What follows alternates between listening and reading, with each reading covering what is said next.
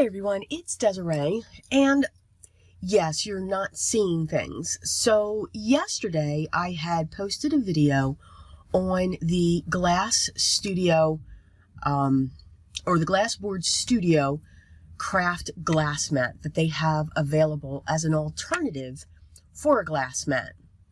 I had talked about many things. I showed many ways that I've been using it, what my likes were, what I felt the benefits are. Now again, those were benefits that I found for me. And then of course, one of the other benefits is as you're videoing, I'm not getting that reflection. And again, you know, it was like a personal thing. Nobody needed to see up my nose there.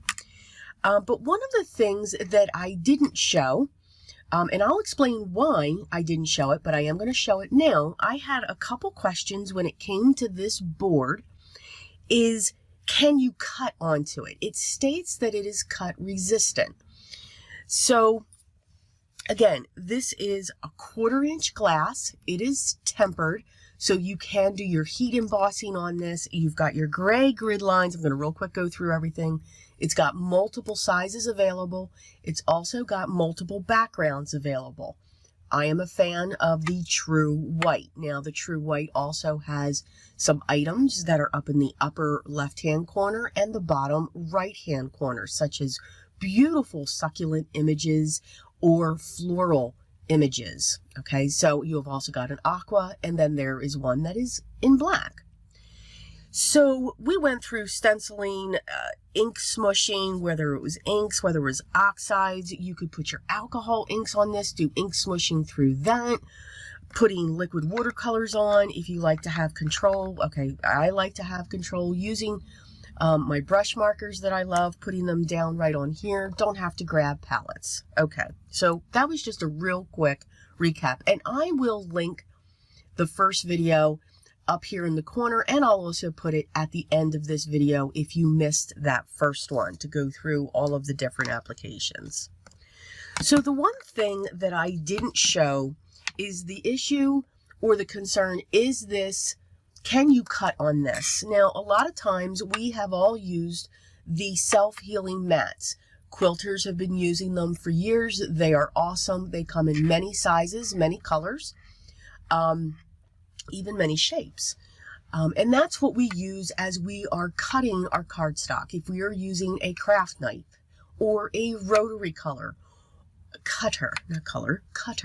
or if we're using a box cutter. I use those sometimes as I'm cutting pages to make inserts for my traveler's notebook. So I'm going to pull in a craft knife. All right, so it's a pen blade. I should really clean this. Don't do what I'm doing right now, please. These are very sharp and so forth. Now, I'm going to grab a piece of cardstock. This is a piece of 80-pound Neenah Solar White Crest, to be transparent on what I'm using. I'm going to grab my metal ruler, and I'm going to cut into my mat. Now you have to understand, I'm very nervous about doing this, and again, I will explain why. So here I'm going to hold down my ruler, and with firm pressure or an even pressure, I'm going to go across. Now it's still here. I'm going to come across. I already start above, and I'm going to do another cut.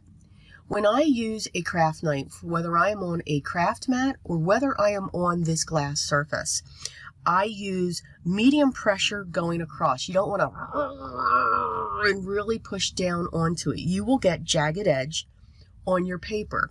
So you may have to do 2, possibly 3 passes, and then you will have a piece that separates. You have a nice smooth line that you've cut against, and I'm putting my hand on this, and there is no cut. I'm not seeing any cut in the glass or anything like that. Now, I'm sure that if you cut, or it's possible, I don't know. I will not say that if you do this continuously, that you will not cut into this glass. I don't know that. I can't guarantee that. All right. What I can tell you is I'm putting Now I'll try it without a ruler. I'm going to go through once. I'm going to go right into that same line, and I'm going to come down again. And again, and I'm tilting my head to the side so that I can see the reflection. I am seeing no mark. If I continuously did that, again, I don't know. All right? I doubt it, but I will not give you that guarantee. Okay? Here's why, and one of the reasons I probably didn't show it is it's not something that I do.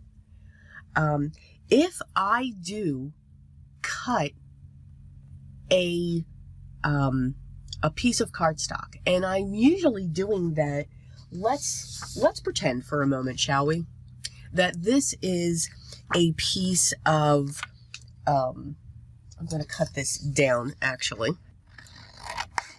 Let's say this is a piece of my mirror cardstock or texture cardstock. That is usually when I'm going to cut out the inside.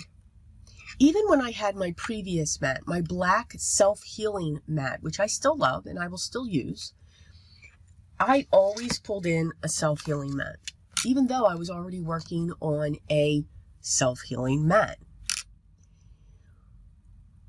Why do I do that? There are two reasons.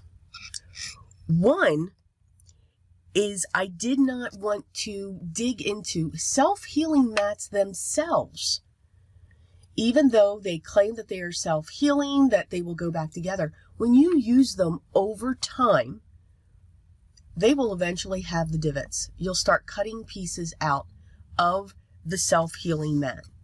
You will start doing it. I know from my quilting days, my many years as quilting, because you're hitting, now quilters are hitting those lines all at the same place. All right, so they're creating those divots over time. So I would have to replace my quilting cutting mat, which is a self-healing, which is what this is right here, Olfa. You know, it's one of the brands. We also used Fiskars and everything else. Every year I would have to change it out because those divots would get my cuts off sync. The reason why when I had my previous craft mat that was self-healing is in case those divots started to come in, I wouldn't have a smooth surface to work on. As I'm doing my card making, as I'm doing my watercolorings or creating my blends, those images could have popped through depending upon the paper that I'm working with. It's possible. The other reason was this is a glass and I don't want to have any nicks in this. So I am okay. This is the one thing that I will always still pull in, and I will do my cuts, and I will have one that is small enough where I can just go down, and as I'm working quickly, I am putting more pressure on, and yes, close to the same, maybe a little bit more, but I'm able to get my passes in one cut. I can pop her out, and then I just take these and put these off to the side. So that is the reason, two of the reasons why I did not show it. Again, my habit's been developed from the previous mat that I used, okay? I didn't want to create those divots over time. Saved me on replacing that mat every year. Because again, we're working in the same area as well, so the possibility was there. But as I said, I am taking this craft knife and I'm going through, I'm turning my head to the side, I am not seeing, and I put even more pressure on that because I got it in one cut. I am not seeing any cut marks coming in on this craft mat. And I'm going to keep on doing it just for a little bit. And I'm going in the same area. And again, I'm not feeling any nicks. I'm not seeing any nicks. That's a piece of glue that's stuck there. Because again, I'm looking. But it is possible, everybody. Again, I just will not give you that guarantee that over time, if you're going to use this mat to cut on, that it will not scratch up over time, that it will not nick up. over time. Okay, so I hope that helped. Sorry, it's 2 videos, but again, just to give you a little bit more information when it came to this. But again, if you have any other questions, make sure you leave those down below. The discount code still applies. I'll have it listed here across the screen. Make sure you use that if you're interested in making a purchase. And enjoy.